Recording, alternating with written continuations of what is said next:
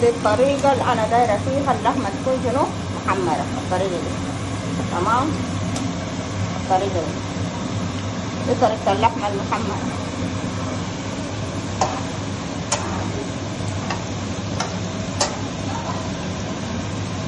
هذه التومة أنا بحرسها بكبها هنا وبجيب الحلة هنا بكب منها اللحمة المفرومة.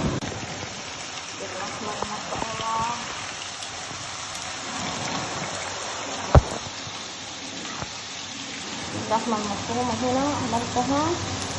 هنا كمان دي اللحمة المفرومة هنا عملتها، وهنا البطاطس، ودي البطاطس اللي أنا حمرتها. المتبقي ليا البصل، أنا حمصت البصل. تمام. هنا بعد كده هنعمل احنا القيمة السودانية، هنعمل ملح الشرموط. تمام.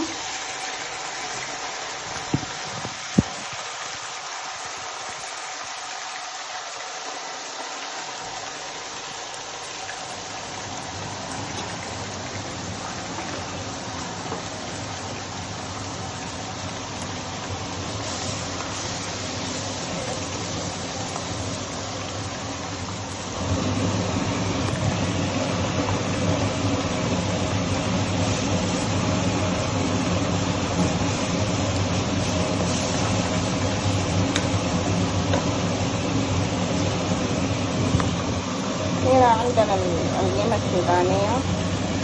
تمام. عملت تبقي شيء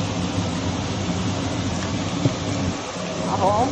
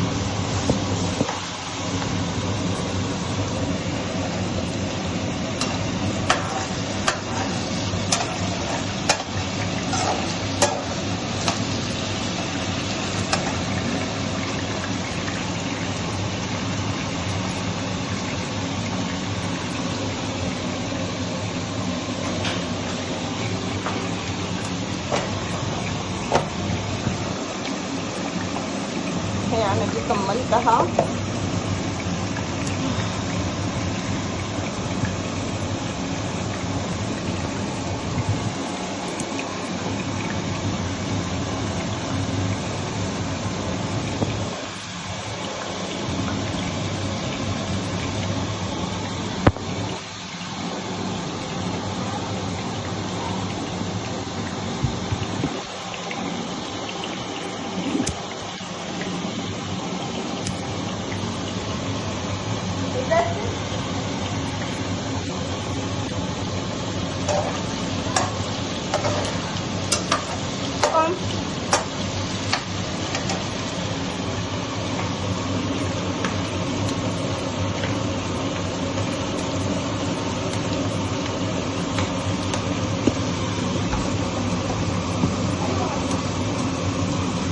اللمبة دي تقفل.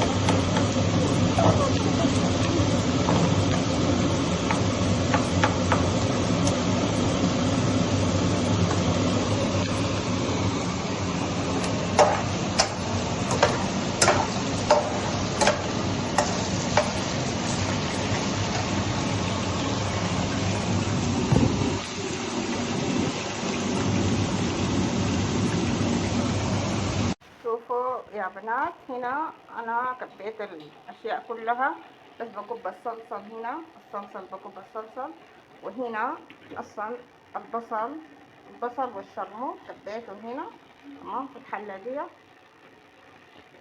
فهنا بقوم بكب الصلصة هنا، وبكب الصلصة في الملح الروب، وبكب زبدة الفول السوداني. يا بنات هنا داير اقول لكم استنوا هنا دي ده الشرموط اصلا، دي الويكة اللي انا قلتها لكم، وهنا ده الشرموط تمام. هي اصلا لحمة محمرة زي دي بنجففها نحن في الحر، بتكون زي ده بنسحنها تمام. ناخدها بالجنبة ونقول بسم الله. انا هفتح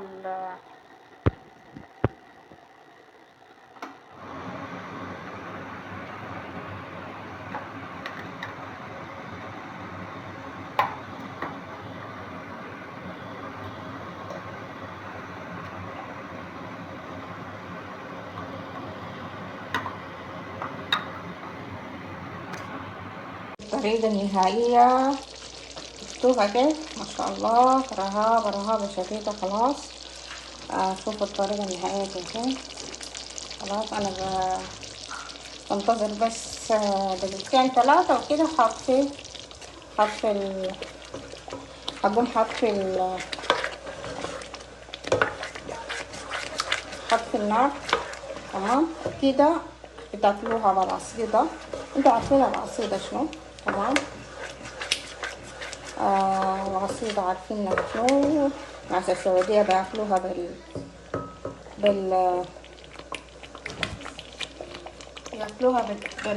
بالبلح. يعني احنا عموما اصلا السعوديين عارفين، لانه اي زول يعني اي انسان هسي في دولة في مختلف سوداني اكيد عارفين الاكلة دي شنو، وسألتوهم ممكن تجربوها مرة معاهم. انا عندي صاحباتي الحمد لله فلسطينية من سوريا، بيعملوا الأكلة دي البطاطس باللحمة زي ما وريتكم، لكن عندها اسم تاني ما بعرف، بياكلوها بالرز. أنا شفت صاحبتي ما بعرف. ملوخية برضو. الحاجات دي. وروني الأكلة دي انت عندكم لها ولا لا؟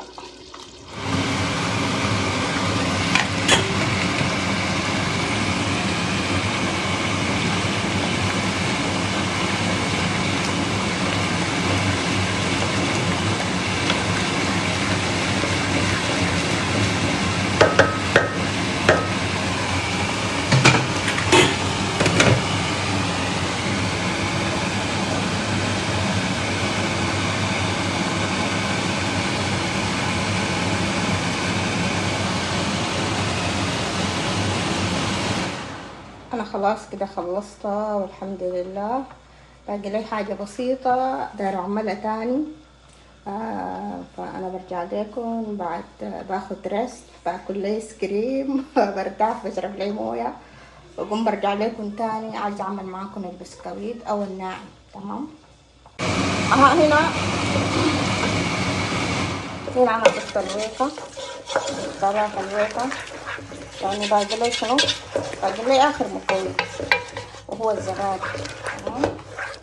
بعد ما خبيته كده هكب الزبادي تمام بنات. هكب الزبادي وخلاص كده المكون الاخير انتهى عندنا. بعد كده نسيبه ينجض شوية وخلاص.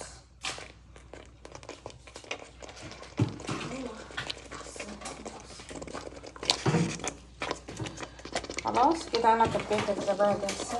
شفتوا حطوا الزبادي هنا، الياغورت الياغورت. ونقوم كده ما حنوقف شنو، ما حنوقف التحريك يعني تمام. ما حنوقف التحريك الى ان شنو، الى ان يتحرك عندنا النار ولا يفور فورا. هنقوم شنو،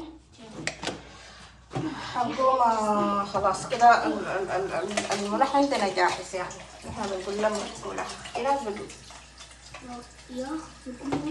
المهم يعني التقاليد السودانية يعني عندنا لها، يعني صعيدة مصر أقصد أسوان مصر بيعملوها، السودانيين بيعملوها. يعني تقاليدنا وعاداتنا. زي المصريين عندنا هو عندهم الكشري، وذاته أصلا ناس أسوان. نحن أصلا أنا أصلا من النوبة تبع أسوان، يعني تبع مصر وأسوان. كويس. فعندنا العادات والتقاليد والتراديشنال نفس البرنامج. يلا شباب، بعد ما ياخد له فور أنا حرجع له. هي نحن خلاص خلصنا، والأكلة دي استبكت خلاص. شفتوا دي النهاية تبعها. شفتوا دي الحاجة اللي أنا طلعت لي، فأتمنى السودانيين خاصة يجربوها، لأنه كده بيعملوها بالمناسبات بالطريقة دي. الله يسعدكم.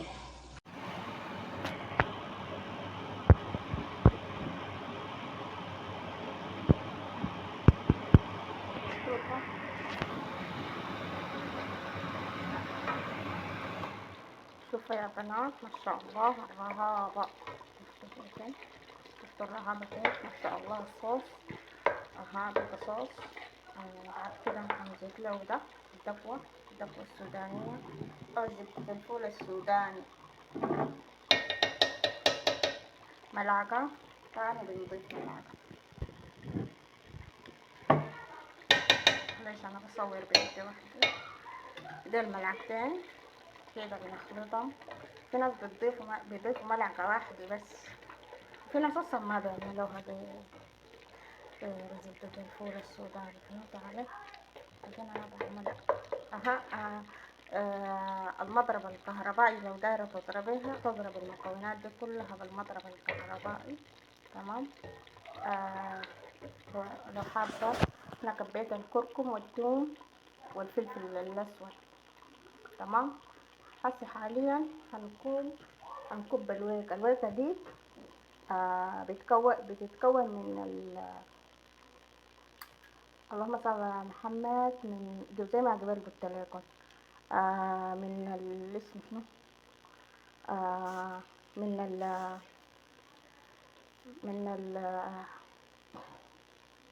البامية المجففة.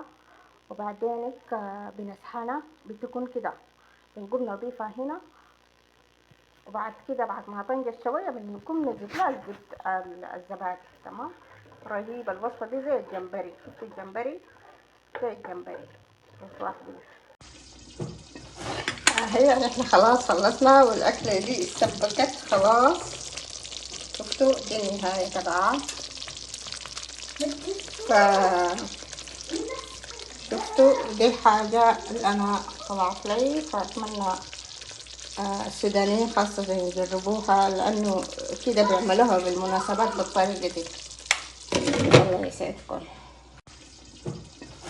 هي نحن خلاص خلصنا، والأكلة دي استبكت خلاص. شفتوا دي النهاية تبعها. شفتوا دي الحاجة اللي أنا طلعت لي، فأتمنى السودانيين خاصة يجربوها، لأنه كده بيعملوها بالمناسبات بالطريقة دي.